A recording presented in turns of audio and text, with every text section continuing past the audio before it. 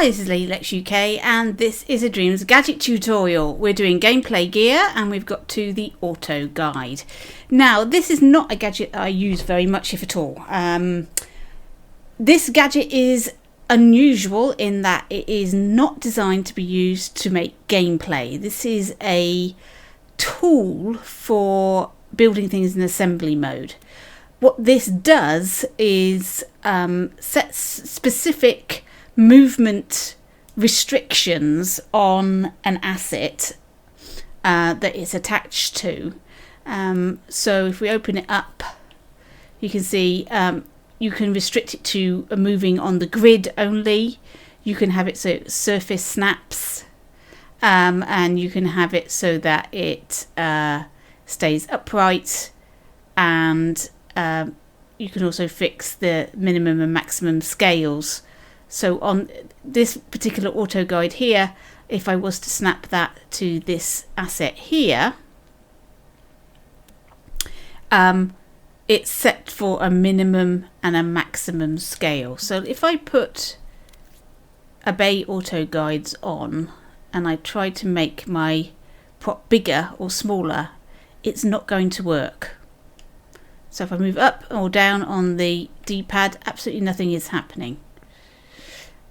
If I take that off and move up and down on the D-pad, I can make my prop bigger and smaller. So that is what that's doing. That's preventing me from making my prop bigger and smaller. Now, unlike other gadgets that you surface snap to, you don't have the option to wire from this gadget to a prop. It has to be actually physically surface snapped. It also doesn't have a power socket. It does have some input sockets, so you can attach things to it, such as sliders. So if I popped a slider in and stuck it on there like that, I could set the slider here. So the minimum, I could say the minimum is 0.5. Let's surface snap that to my cart. I can't make it any bigger because it says 1, but I can make it smaller until it gets to 50%, and that's as small as it'll let me to do. And then if I move my slider and try and pick it up, it goes to the minimum it will go. And there's the minimum. Like that. Like so. The numbers are a bit weird because it's going from 0.6. So we go back to 100, pick it up. That said 167%. I can't make it any smaller, I can't make it any bigger. 80. There you go, it's gone down to 80, and that's as far as it will go. So you can add things to it like this, but to be honest, I'm not quite sure why you would. The other things that it does, grid snap. So now, I don't know if you can hear that. It's now on the grid and will only move to the grid of that size. If I move it up to 4,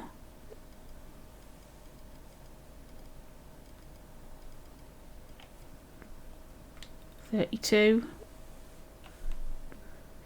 You need to step back for 32. There we go.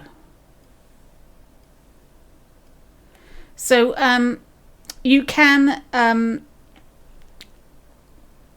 put auto guide on, and it can help you fix things to the grid, and you've also got things like surface snap.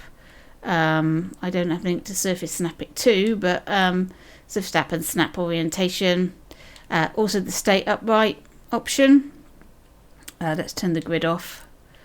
So now you see that line there, that's the y-axis for this prop, and I can't turn it. Even if I turn my imp all the way around, it's still going to stay upright. Now that can be quite handy if you're the sort of person that has a tendency to lean your controller over and all your props always end up slightly at a jaunty angle, it might be quite handy for that.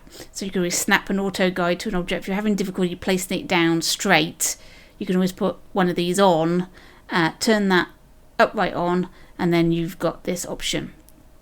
But one thing you need to understand is if you put this on an object, it does not mean that players that are using your objects are ever going to use it, because you have to turn on obey auto guides. It's not a default on option, it's a default off. And so people have to know to put this on to get this effect. So most people don't even know about it, so most people aren't actually going to use your auto guide even if you put it on there. So it's one of those things that it's not going to hurt you never to use it. There's practical uses for it. Like I say, you could slap one on if you were having difficulty keeping something upright, so that's quite useful for that. Otherwise, or if you wanted to be definite about a particular size, you wanted it definitely to be half, you could set this and then you would reduce it down. Then you can remove it. I mean, you don't have to leave them on there. If you look at things like Dreamweaver's Dash and Temples levels and all sorts of things like that, you'll see loads of these. If you turn on X-ray on any of those levels, you'll see hundreds and hundreds and hundreds of auto guides on all the props, most of which are doing absolutely nothing, but maybe when the person made the level they used them in these sort of ways. Anyway, that's the auto guide. Like I say, it's a prop I don't use, but you might find a use for it, so I hope that was useful, and I'll catch you in your dreams.